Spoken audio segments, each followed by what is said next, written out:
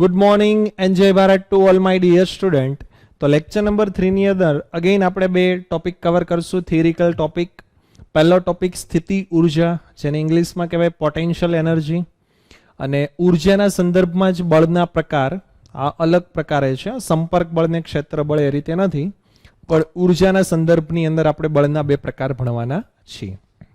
તો પહેલા વાત કરીએ સ્થિતિ ઉર્જાની. સ્થિતિ ઉર્જા કોને કહેવાય, તો એની વ્યાખ્યા આપણે સમજવાનો પ્રયત્ન કરીએ. ઓકે, તો એની વ્યાખ્યા શું છે, તો કે કોઈ બળ ક્ષેત્રમાં રહેલો પદાર્થ, કલર ચેન્જ કરીએ, ગ્રીન કલર. કોઈ બળ ક્ષેત્રમાં રહેલો પદાર્થ. બળ ક્ષેત્ર એટલે શું, તો જનરલી તમે ત્રણ પ્રકારના બળ ક્ષેત્ર તમને ખ્યાલ હશે. ગુરુત્વાકર્ષી બળ ક્ષેત્ર એટલે ગુરુત્વાકર્ષી ક્ષેત્ર. પછી કદાચ ઘણા વિદ્યાર્થીઓએ વિદ્યુત ક્ષેત્રનું નામ પણ સાંભળેલું હશે, અથવા ચુંબકીય ક્ષેત્ર. તો આવું કોઈ ક્ષેત્રીય બળ હોય, 1 મિનિટ, માઇક થોડુંક એડજસ્ટ કરી લો. ઓકે, આવું કોઈ બળ ક્ષેત્ર હોય, એ બળ ક્ષેત્રમાં રહેલા પદાર્થ એ પોતાના સ્થાનના કારણે, પદાર્થ હોય તો પદાર્થ પોતાના સ્થાનના કારણે જે કાર્ય કરવાની ક્ષમતા ધરાવે છે તેને તે પદાર્થની સ્થિતિ ઉર્જા કહે છે. કોઈ બળ ક્ષેત્રમાં રહેલો પદાર્થ એ પોતાના સ્થાનના કારણે જે કાર્ય કરવાની ક્ષમતા ધરાવે છે એને એ પદાર્થની સ્થિતિ ઉર્જા કહે છે. આ એની પહેલી ડેફિનેશન છે. એટલે એક્ઝામ્પલ તરીકે ગુરુત્વાકર્ષી ક્ષેત્રમાં માનો કે આ રિમોટ છે, તો આ રિમોટની આ સ્થાન આગળ અને આ સ્થાન આગળ, બંને સ્થાન આગળ સ્થિતિ ઉર્જા અલગ અલગ છે. જો હું અહીંયાથી રિમોટને નીચે પાડીશ તો કદાચ ન પણ તૂટે, અને વધારે ઉપરથી પાડીશ તો રિમોટ તૂટી જશે, કારણ કે રિમોટને વધારે ઉર્જા મળી ગઈ. ઓકે, એટલે દરેક સ્થાન આગળ એની ઉર્જા અલગ અલગ હશે. તો ફરીથી પહેલી ડેફિનેશન રિપીટ કરીએ.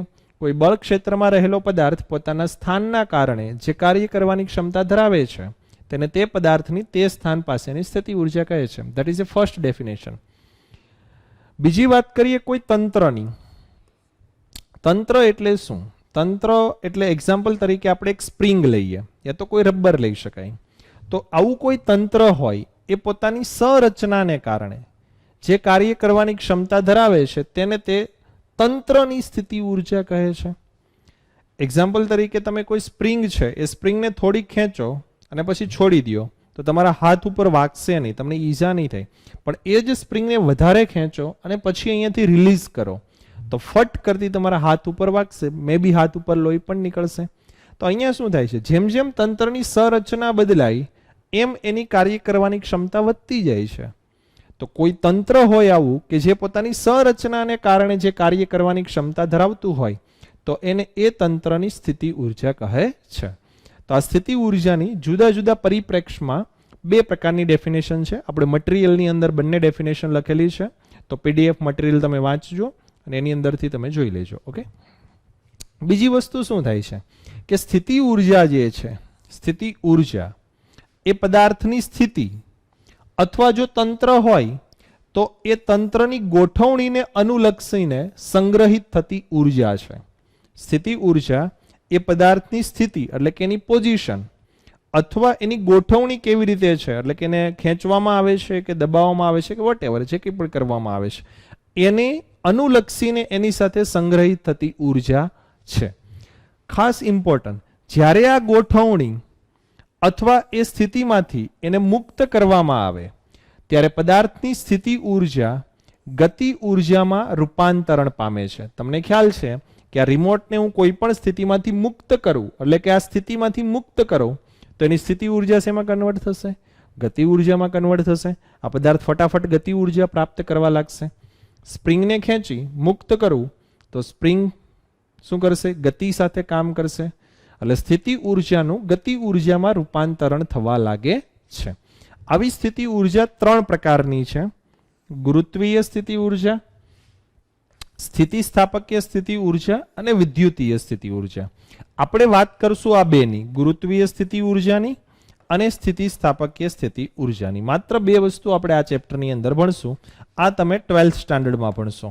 જ્યારે તમે 12thમાં આવશો ત્યારે તમે વિદ્યુતીય સ્થિતિ ઉર્જા વિશે ભણશો. ઓકે, ચાલો તો શરૂઆત કરીએ સ્થિતિ ઉર્જા, ગુરુત્વીય સ્થિતિ ઉર્જાની. એ પહેલા એક ટોપિક ભણવો પડશે, અસંરક્ષી બળ અને સંરક્ષી બળ. જો નામ જ થોડાક અજીબ છે, અસંરક્ષી બળ અને સંરક્ષી બળ. ઇંગ્લિશમાં કહેવાય non conservative force, NC, non conservative force, અને સંરક્ષી બળ એટલે કન્ઝર્વેટિવ ફોર્સ. તો આ ફોર્સના પ્રકાર છે એ ફોર્સ વડે કેવું કાર્ય થાય છે એના આધારિત છે. ફોર્સના પ્રકાર જો અલગ અલગ પરિપ્રેક્ષમાં હોય. આપણે આની પહેલા એક ભણી ગયા છીએ સંપર્ક બળ અને ક્ષેત્ર બળ. તો એના ગુણધર્મ આધારિત હતું કે સંપર્કમાં લઈને ફોર્સ લાગે તો સંપર્ક બળ, અને કોઈ ફિલ્ડ હોય, ક્ષેત્ર હોય, એના વડે ફોર્સ લાગે તો ક્ષેત્ર બળ. એમ આ સંરક્ષી બળ અને અસંરક્ષી બળ એના પ્રકાર કેવી રીતે પડેલા છે? તો કે એ બળ વડે જે કાર્ય થાય છે એ કાર્યના આધાર ઉપર આ બળના પ્રકાર પાડેલા છે. આપણે પહેલા વાત કરીએ સંરક્ષી બળની. તો સંરક્ષી બળ કોને કહેવાય? તો કે જે બળ વડે થતું કાર્ય, જે બળ વડે થતું કાર્ય એનું ઇનિશિયલ પોઝિશન એટલે કે પ્રારંભિક સ્થાન, અને એફ એટલે અંતિમ સ્થાન. આઈ એટલે શું સમજવાનું? પ્રારંભિક સ્થાન. એફ એટલે શું સમજવાનું? અંતિમ સ્થાન. તો જે બળ વડે થતું કાર્ય એના પ્રારંભિક સ્થાન અને અંતિમ સ્થાન પર આધારિત હોય, પ્રારંભિક સ્થાન અને અંતિમ સ્થાન પર જ આધારિત હોય એવા બળને સંરક્ષી બળ કહે છે. અગેન આઈ રિપીટ, જે બળ વડે થતું કાર્ય પ્રારંભિક સ્થાન અને અંતિમ સ્થાન પર જ આધારિત હોય એવા બળને સંરક્ષી બળ કહે છે. એટલે કે સંરક્ષી બળ વડે થતું કાર્ય એ આઈ અને એફ ને જોડતા માર્ગ પર આધારિત નથી. જોડતા માર્ગ પર આધારિત નથી. જોડતા માર્ગ પર આધારિત નથી. ખાલી તમે યાદ રાખો કે જે બળ વડે થતું કાર્ય પ્રારંભિક સ્થાન અને અંતિમ સ્થાન પર જ આધારિત હોય એવા બળને સંરક્ષી બળ કહે છે. સંરક્ષી બળ વડે થતું કાર્ય એ પ્રારંભિક સ્થાન અને અંતિમ સ્થાનને જોડતા માર્ગ પર આધારિત નથી. કેવી રીતે? માનો કે આ રિમોટ પ્રારંભિક સ્થાન આ છે, હું હવે આના ઉપર કોઈ ફોર્સ લગાવીશ અને એનું અંતિમ સ્થાન આ છે. તો એવું જરૂરી નથી કે રિમોટ આમ જ સીધું જાય, સીધા ગતિ માર્ગ પર જાય એવું જરૂરી નથી. રિમોટ આ રીતે પણ જઈ શકે, રિમોટ આ રીતે પણ જઈ શકે. તો એનો ગતિમાર્ગ અલગ અલગ હોઈ શકે. પણ જો હું સંરક્ષી બળ લગાવીશ તો સંરક્ષી બળ વડે થતું કાર્ય એ માત્ર એનું પ્રારંભિક સ્થાન કયું છે અને અંતિમ સ્થાન કયું છે એના પર આધારિત છે. એ કયા માર્ગે ગતિ કરે છે એના ઉપર કાર્ય આધારિત નથી. રાઈટ? તો આ પહેલી વસ્તુ યાદ રાખશું. બીજું, સંરક્ષી બળ વડે થતું કાર્ય, આ ખાલી અત્યારે યાદ રાખવાનું છે તમારે, એ યુ, યુ એટલે સ્થિતિ ઉર્જા, યુ એટલે સ્થિતિ ઉર્જા, એ ઇનિશિયલ સ્થિતિ ઉર્જા માઇનસ ફાઇનલ સ્થિતિ ઉર્જા જેટલું હોય છે. એટલે કે સ્થિતિ ઉર્જાનો નેગેટિવ ફેરફાર. જો એટલે શું થાય? સ્થિતિ ઉર્જાનો નેગેટિવ ફેરફાર. અત્યારે ખાલી યાદ રાખો જે બોર્ડમાં લખેલું છે એ. જો આ કાર્ય સી ફોર કન્ઝર્વેટિવ ફોર્સ, આ કાર્ય પોઝિટિવ મળે તો સ્થિતિ ઉર્જામાં ઘટાડો થાય, અને જો નેગેટિવ મળે તો સ્થિતિ ઉર્જામાં વધારો થાય. ખાલી તમારે યાદ જ રાખવાનું છે. હમણાં બધી જ સાબિતી આપણે આપવાના છીએ. બીજું, સંરક્ષી બળ વડે થતું કાર્ય શૂન્ય મળે. ક્યારે? જો એ કાર્ય બંધ માર્ગ ઉપર કરવામાં આવે. બંધ માર્ગ એટલે શું? I is equal to f, initial position અને ફાઇનલ પોઝિશન એક જ હોય તો એ બંધ માર્ગ બને. કેવી રીતે? આ પ્રારંભિક સ્થાન છે, ત્યાંથી હું પદાર્થને અહીંયા જ લઈ જાય અને ફરીથી અહીંયા જ લાવવું, આ રીતે આમ ગોળ ફેરવીને ફરીથી અહીંયા જ લાવવું, તો આઈ અને એફ એક જ હોય તો એને બંધ માર્ગ કહેવાય. બીજું, કન્ઝર્વેટિવ ફોર્સ વડે થતા કાર્ય દરમિયાન ઉર્જાનો વ્યય થતો નથી. કન્ઝર્વેટિવ ફોર્સ વડે થતા કાર્ય દરમિયાન ઉર્જાનો વ્યય થતો નથી. સૌથી ઇમ્પોર્ટન્ટમાં ઇમ્પોર્ટન્ટ પાંચમો મુદ્દો છે. સંરક્ષી બળ અસર હેઠળ રહેલ પદાર્થ પર, કોના પર? સંરક્ષી બળ અસર હેઠળ રહેલ પદાર્થ પર બાહ્ય બળ વડે થતું કાર્ય એ પદાર્થમાં સ્થિતિ ઉર્જા સ્વરૂપે સંગ્રહ પામે છે. અને સંરક્ષી બળના ઉદાહરણ ગુરુત્વાકર્ષણ બળ, સ્પ્રિંગ બળ અને વિદ્યુતીય બળ. આ મુદ્દાઓ તમારી ટેક્સ્ટ બુકમાં લગભગ નહીં હોય, રેફરન્સ બુકમાં પણ નહીં હોય, એટલે તમારે બોર્ડ ઉપરથી જ આ મુદ્દાઓ લખી લેવાના છે, બીજે કોઈ જગ્યાએ મળશે નહીં. ઓકે, હવે આ મુદ્દા આધારિત આપણે આપણો ફર્સ્ટ ટોપિક સ્ટાર્ટ કરીએ છીએ, ગુરુત્વીય સ્થિતિ ઉર્જા. આપણે સ્ટાર્ટ કરીએ ગુરુત્વીય સ્થિતિ ઉર્જા. ગુરુત્વીય સ્થિતિ ઉર્જા. રાઈટ. ચાલો, ગુરુત્વીય સ્થિતિ ઉર્જા જેને આપણે વી અથવા યુ વડે દર્શાવશું. વી અથવા યુ વડે કેવી રીતે દર્શાવવાનું? વી અથવા યુ વડે. તો ધારો કે આ પૃથ્વી છે, આ આપણી પૃથ્વી છે. હવે પૃથ્વીની સપાટી પર કોઈ અહીંયા એક એમ દળનો પદાર્થ છે. કોઈ અહીંયા એમ દળનો પદાર્થ છે. આ એનું પ્રારંભિક સ્થાન છે, એટલે કે આ એની ઇનિશિયલ પોઝિશન છે. હવે મારે આ પદાર્થને પૃથ્વીની સપાટીથી h જેટલી ઊંચાઈએ લઈ જવો છે. મારે એને કેટલી હાઈટ ઉપર લઈ જવાનો છે? h જેટલી હાઈટ ઉપર લઈ જવાનો છે. તો જ્યારે હું એને h જેટલી હાઈટ ઉપર લઈ જઈશ તો આ પદાર્થ એ સંરક્ષી બળની અસર હેઠળ છે, એટલે કે પદાર્થ ગુરુત્વાકર્ષણ બળની અસર હેઠળ છે. હા છે. આ પદાર્થ એ સંરક્ષી બળ એટલે કે ગુરુત્વાકર્ષણ બળની અસર હેઠળ છે. તો ત્યારે બાહ્ય બળ વડે થતું કાર્ય, કયા બળ વડે? બાહ્ય બળ વડે થતું કાર્ય એ પદાર્થની સ્થિતિ ઉર્જા સ્વરૂપે સંગ્રહ થશે. બાહ્ય બળ વડે થતું કાર્ય પદાર્થની સ્થિતિ ઉર્જા સ્વરૂપે સંગ્રહ થશે. તો ધારો કે આ પદાર્થને હું ધીમે ધીમે ઉપર લઈ જાઉં છું. એમાં હું જો કોઈ પણ પોઝિશન જે છે એને ટ્રેસ કરું, ધારો કે પદાર્થ અહીંયા આવી ગયો, આ પોઝિશન ઉપર પદાર્થ આવ્યો, તો પદાર્થ ઉપર ગુરુત્વાકર્ષણ બળ mg નીચે લાગતું હશે. ગુરુત્વાકર્ષણ બળ એટલે કે કન્ઝર્વેટિવ ફોર્સ, સંરક્ષી બળ. હવે મારે પદાર્થને પ્રવેગ રહિત ગતિ કરાવીને લઈ જવાનો છે. કેવી ગતિ કરીને? પ્રવેગ રહિત. એટલે એના પર લાગતું પરિણામી બળ હંમેશા દરેક સ્થાન ઉપર પરિણામી બળ શૂન્ય રહેવું જોઈએ. તો મારે જે એક્સટર્નલ ફોર્સ લગાવવાનું છે એ એક્સટર્નલ ફોર્સ હું ઉપર તરફ લગાવતો હશું તો જ પદાર્થ ઉપર જાય. આ પદાર્થ આપોઆપ તો ઉપર નહીં જાય. ચાલ ભાઈ ઉપર જા, તો એમ તો ઉપર નહીં જાય. તો એક્સટર્નલ ફોર્સની વેલ્યુ પણ મારે એક્ઝેક્ટલી mg જેટલી જ રાખવી પડે, તો જ એ પ્રવેગ રહિત ગતિ કરે. રાઈટ. તો હું એક્સટર્નલ ફોર્સ વડે mg જેટલા એક્સટર્નલ ફોર્સ વડે પદાર્થને h જેટલી હાઈટ ઉપર લઈ જાઉં છું. તો work done by external force શું આવશે? Work done by external force is equal to external force into એનું સ્થાનાંતર h. તો એક્સટર્નલ ફોર્સ કેટલું છે? mg. સ્થાનાંતર કેટલું છે? h. તો આ જે વર્ક ડન થયું બાય એક્સટર્નલ ફોર્સ એ વર્ક ડન એની અંદર સ્થિતિ ઉર્જા સ્વરૂપે સંગ્રહ થશે, જેને આપણે v ઓફ h વડે યા તો u ઓફ h વડે લખી શકાય. u ઓફ h નો મિનિંગ શું થાય? કે h જેટલી હાઈટ ઉપર પદાર્થની સ્થિતિ ઉર્જા mgh જેટલી છે. તો h જેટલી હાઈટ ઉપર પદાર્થની સ્થિતિ ઉર્જા, ગુરુત્વીય સ્થિતિ ઉર્જાનું સમીકરણ મળી ગયું. That is mgh. m એટલે પદાર્થનું દળ, g એટલે ગુરુત્વ પ્રવેગ અને h એટલે એની ઊંચાઈ. તો આ મુદ્દાનો આપણે ઉપયોગ કર્યો.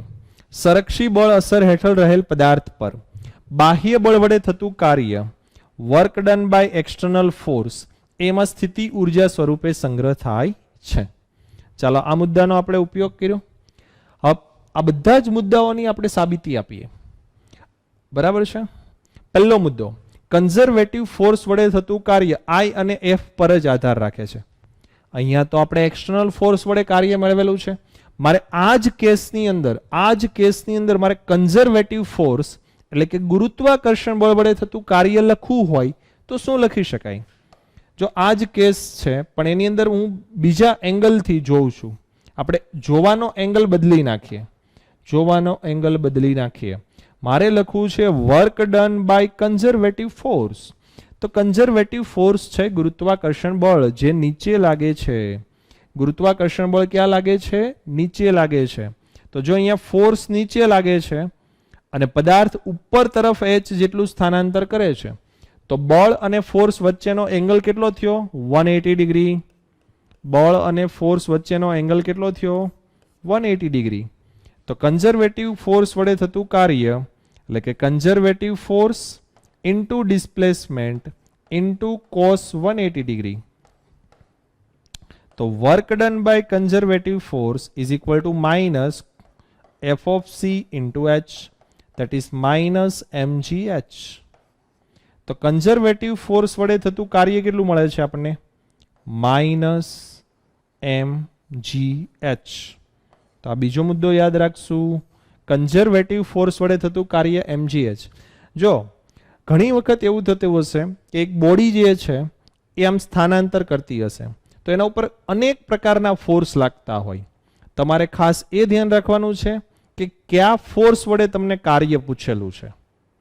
તમારે ખાસ એ ધ્યાન રાખવાનું છે કે કયા ફોર્સ વડે તમને કાર્ય પૂછેલું છે. હું તમને એક નાનું એવું એક્ઝામ્પલ આપી દઉં, આ ટોપિકથી બહાર થોડુંક નાનું એક એક્ઝામ્પલ આપી દઉં, બરાબર ધ્યાન આપજો. ઘણા બધા વિદ્યાર્થીઓ બહુ બધી ભૂલો કરે છે, એટલે હું એક નાનું એવું તમને એક્ઝામ્પલ આપી દઉં. વેઇટ. ચાલો ભાઈ, ઇન્ફિનિટી મોડમાં આવી જાઓ. ચાલો આને થોડીક વાર આપણે ઘરે મોકલી દઈએ. હું તમને એક એક્ઝામ્પલ આપું કાર્ય માટેનું, હા, બરાબર ધ્યાન આપજો. ધારો કે આ એક સપાટી છે, આ સપાટી ઉપર એક m દળનો બ્લોક છે, આ m દળનો બ્લોક છે. હું આના પર F ઇઝ ઇક્વલ ટુ અહીંયા કોઈ ફોર્સ લગાવું છું, આ સાઈડ હું F જેટલું ફોર્સ લગાવું છું, રાઈટ. હવે આ ફોર્સને કારણે આ પદાર્થ 2 મીટર જેટલું સ્થાનાંતર કરે છે, D is equal to 2 metre. તો આજે મેં ફોર્સ લગાવ્યું એ એક્સટર્નલ ફોર્સ છે કે નહીં? તો મારે જો work done by external force find કરવું હોય તો હું આવું કરીશ કે F એક્સટર્નલ, તમને આ પેન દેખાય છે? ખબર નહીં, દેખાય ન દેખાય, મને કેમ ખબર પડશે તમને દેખાય છે કે નથી દેખાતી? ટક ટક ટક ટક ટક ટક. ચાલો, તો work done by external force શું લખી શકાય? તો કે F એક્સટર્નલ ઇન્ટુ ડિસ્પ્લેસમેન્ટ. પણ આ જ કેસની અંદર આપણને ખ્યાલ છે કે ઘર્ષણ બળ અહીંયા વિરુદ્ધ દિશામાં લાગતું હોય, F ઓફ K. તો આ જ કેસમાં તમને એવું પૂછે કે ઘર્ષણ બળ વડે થતું કાર્ય મેળવો. તો વર્ક ડન, સોરી, ગલતી પે ગલતી, આ work done by external force હતું. હવે આ જ કેસમાં તમને એવું કે વર્ક ડન બાય ફ્રિક્શન લખો. તો ફ્રિક્શન આ બાજુ છે અને સ્થાનાંતર પહેલી સાઈડ થાય છે, તો minus F of K into D આવે. હવે વજન બળ નીચે લાગે છે, વજન બળ mg નીચે લાગે છે. તો આ જ કેસમાં એવું કે ગ્રેવિટેશનલ ફોર્સ વડે થતું કાર્ય, તો work done by gravitational force, તો ફોર્સ નીચે છે, સ્થાનાંતર આ બાજુ થાય છે, 90 ડિગ્રીનો એંગલ છે, તો કાર્ય આવશે 0. તો એક જ કેસની અંદર તમને કયા ફોર્સ વડે કાર્ય પૂછેલું છે ખાસ મહત્વનું છે. એક્સટર્નલ ફોર્સ વડે કાર્ય પૂછેલું હોય તો બળ અને સ્થાનાંતર એક જ દિશામાં થશે. ઘર્ષણ બળ વડે કાર્ય પૂછેલું હોય તો ઘર્ષણ બળ આ બાજુ છે, સ્થાનાંતર આ બાજુ, બંને વચ્ચેનો એંગલ 180, તો કાર્ય 0 મળશે. ગુરુત્વાકર્ષણ બળ વડે કાર્ય પૂછવું હોય તો 0 મળશે. તો એક જ એક્ઝામ્પલમાં તમને 3 જુદા જુદા ક્વેશ્ચન પૂછી શકે, એટલે કાર્યની અંદર આ બાબત ખાસ ધ્યાનમાં રાખજો. ઓકે, ચાલો ભાઈ, જતા રહ્યો, આપણે પાછા આવી જઈએ. ઓકે, આવી ગયા પાછા. ઓકે, તો અહીંયા work done by conservative force આપણને શું મળ્યું? Minus mgh. હવે બધા જ મુદ્દાઓ ચેક કરીએ. પહેલો મુદ્દો, આપણને એવું કીધું છે કે કન્ઝર્વેટિવ ફોર્સ વડે થતું કાર્ય પ્રારંભિક સ્થાન અને અંતિમ સ્થાન પર જ આધારિત છે, માર્ગ પર આધારિત નથી. આ કાર્ય શું મળ્યું? mgh. માનો કે આ પદાર્થ અહીંયા છે, હું એને ડાયરેક્ટ ઉપર લઈ જાઉં h હાઈટ ઉપર, તો બી કાર્ય mgh જ આવશે. હું એને અહીંયાથી આમ ગોળ ગોળ ફેરવીને h હાઈટ ઉપર લઈ જાઉં તો h હાઈટ ઉપર કાર્ય તો mgh જ આવશે, કારણ કે ખાલી h ઉપર જ ડિપેન્ડ છે, કેટલી હાઈટ ઉપર છે.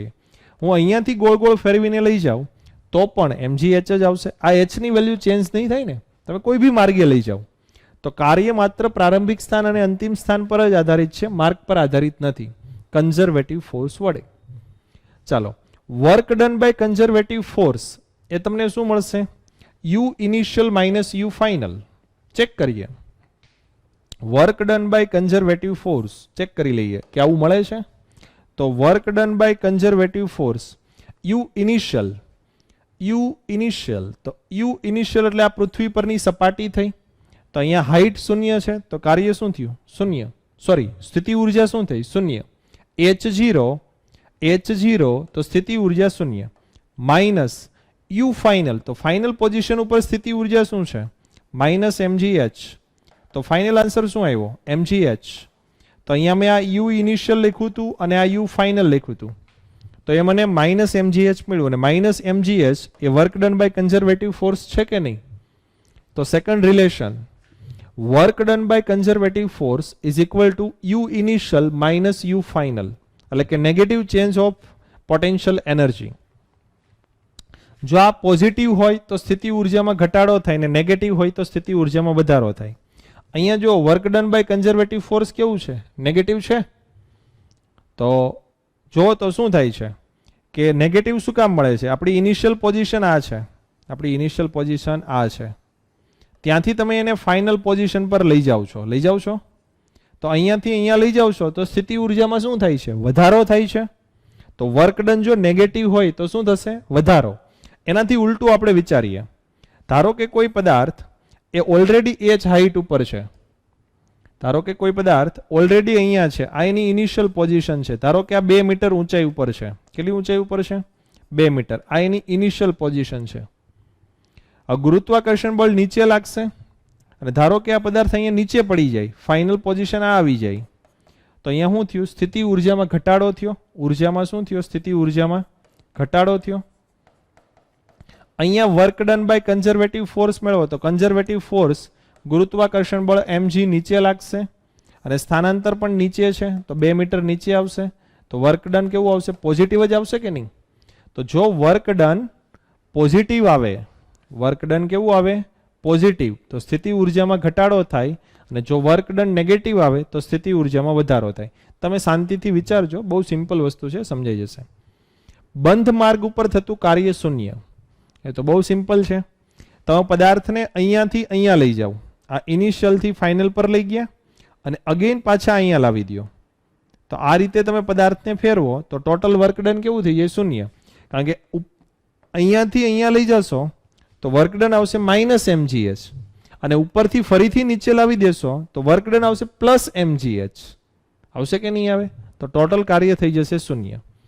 ઉર્જાનો વ્યય થતો નથી, એ તો ખાલી યાદ રાખવાનું છે. ઉર્જાનો વ્યય થતો નથી એનો મતલબ શું થાય? કે ટોટલ ઉર્જા, કુલ ઉર્જા જેને E વડે દર્શાવશું એ હંમેશા અચળ રહેશે. આની સાબિતી આપણે આપશું, આની સાબિતી આપણે આપશું. ચાલો ને આપી જ દઈએ. હવે ઉર્જાનો વ્યય નથી થતો, કેવી રીતે સાબિતી આપીએ?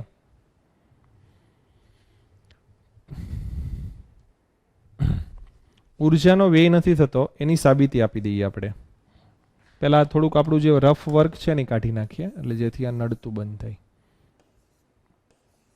જો આપણે સેકન્ડ લેક્ચરમાં કાર્ય ઉર્જા પ્રમેય ભણ્યા હતા, એમાં આવું જોયું હતું કે work done is equal to change in kinetic energy. તો work done by conservative force આપણે આવું મળે છે -Δu. તો આભી વર્ક છે, આભી વર્ક છે, બંનેને કમ્પેર કરીએ તો આવું લખી શકાય ΔK -Δu, sorry ΔK is equal two -Δu, આવું લખી શકાય. -Δu આ બાજુ આવી જાય તો ΔK plus Δu is equal two 0 લખી શકાય. ડેલ્ટા એટલે ફેરફાર, આ ડેલ્ટાનો મતલબ શું થાય? ફેરફાર. ડેલ્ટાનો મતલબ થાય ફેરફાર. તો K plus U is equal two 0. K એટલે ગતિ ઉર્જા અને U એટલે સ્થિતિ ઉર્જા. ગતિ ઉર્જા અને સ્થિતિ ઉર્જાના સરવાળાને યાંત્રિક ઉર્જા કહેવાય. તો યાંત્રિક ઉર્જામાં થતો ફેરફાર શું આવ્યો? શૂન્ય. યાંત્રિક ઉર્જામાં થતો ફેરફાર શૂન્ય, એનો મતલબ શું થાય? કે યાંત્રિક ઉર્જા અચળ રહે છે. આને શું કહેવાય? યાંત્રિક ઉર્જા. ગતિ ઉર્જા અને સ્થિતિ ઉર્જાના સરવાળાને કહેવાય યાંત્રિક ઉર્જા. અહીંયા યાંત્રિક ઉર્જા અચળ રહે છે.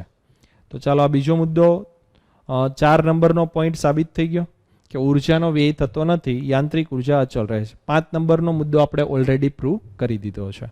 તો અહીંયા મેં સ્થિતિ ઉર્જાનું સૂત્ર લખેલું છે, ગુરુત્વીય સ્થિતિ ઉર્જા mgh, એ ખાસ ધ્યાનમાં લેવાનું છે. અને આ 5 મુદ્દાઓ જે છે એ કોઈ પણ વિદ્યાર્થીઓએ ભૂલ્યા વગર લખી લેવાના છે. વર્ક ડન બાય કન્ઝર્વેટિવ ફોર્સના છે, ઇમ્પોર્ટન્ટમાં ઇમ્પોર્ટન્ટ મુદ્દાઓ છે. ઓકે, હવે જોઈએ સ્થિતિ સ્થાપકીય સ્થિતિ ઉર્જા. કેવી જોવાની છે? સ્થિતિ સ્થાપકીય સ્થિતિ ઉર્જા, જે આપણે સ્પ્રિંગના એક્ઝામ્પલ વડે સમજીએ. તો અહીંયા એક K જેટલો બળ અચળાંક ધરાવતી સ્પ્રિંગ છે, એની સાથે એક M દળનો બ્લોક બાંધેલો છે. સ્પ્રિંગના એક છેડા સાથે બ્લોક છે અને એક છેડો અહીંયા દિવાલમાં જડિત કરેલો છે. ધારો કે આ સ્પ્રિંગની પોઝિશન છે x ઇઝ ઇક્વલ ટુ 0. હવે જેમ જેમ હું આ બ્લોકને આમ ખેંચીશ, બરાબર, ધારો કે હું બ્લોકને ખેંચી અહીંયા સુધી લાવી દઉં છું. આપણે બ્લોકનું આ બ્લોકનું આપણે x જેટલું સ્થાનાંતર કરાવીએ છીએ. કેટલું સ્થાનાંતર કરાવીએ છીએ? x જેટલું.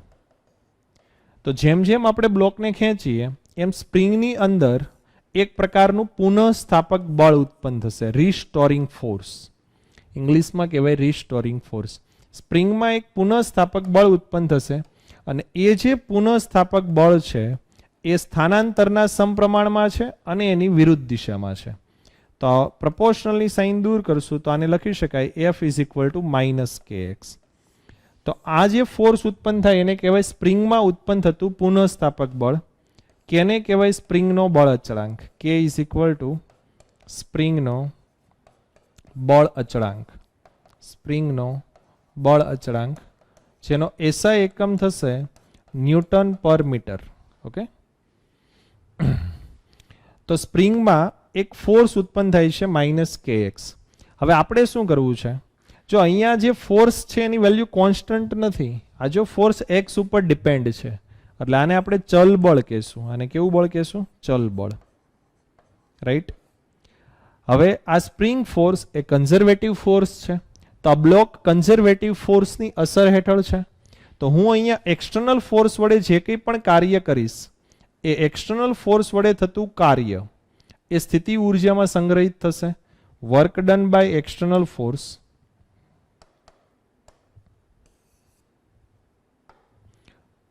અહીંયા જે આપણે કંઈ એક્સટર્નલ ફોર્સ વડે કાર્ય કરશું, work done by external force, એની અંદર સ્થિતિ ઉર્જા V ઓફ x યા તો U ઓફ x સ્વરૂપે સંગ્રહ થશે.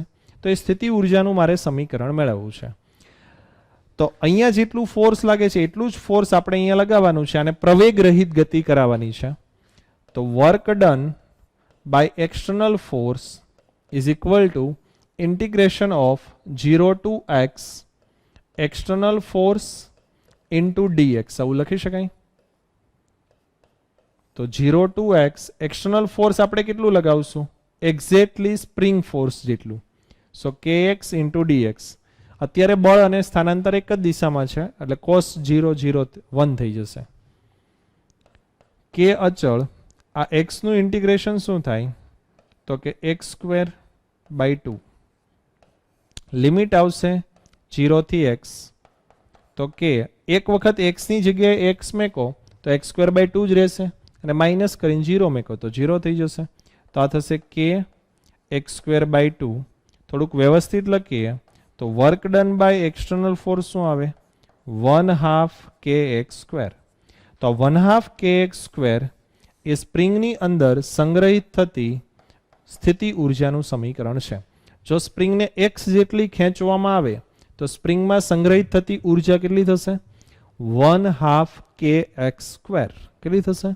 1/2 kx². ખ્યાલ આવશે? ગુરુત્વીય સ્થિતિ ઉર્જાનું સમીકરણ હતું mgh અને સ્પ્રિંગમાં સંગ્રહિત ઉર્જાનું સમીકરણ છે 1/2 kx². હવે આ બંને સ્થિતિ ઉર્જા ઉપરથી આપણને એક ઇમ્પોર્ટન્ટ કન્સેપ્ટ શીખવા મળે છે. એ ખાસ આપણે શીખવાનો છે. બધા વિદ્યાર્થીઓ ધ્યાન રાખશે. જો ગુરુત્વીય સ્થિતિ ઉર્જાનું સમીકરણ આપણે આવું લખ્યું હતું ને, U of h is equal two mgh. હું U વડે દર્શાવું છું. અને સ્પ્રિંગમાં સંગ્રહિત સ્થિતિ ઉર્જા U ઓફ x એટલે x પોઝિશન ઉપર that is 1/2 kx².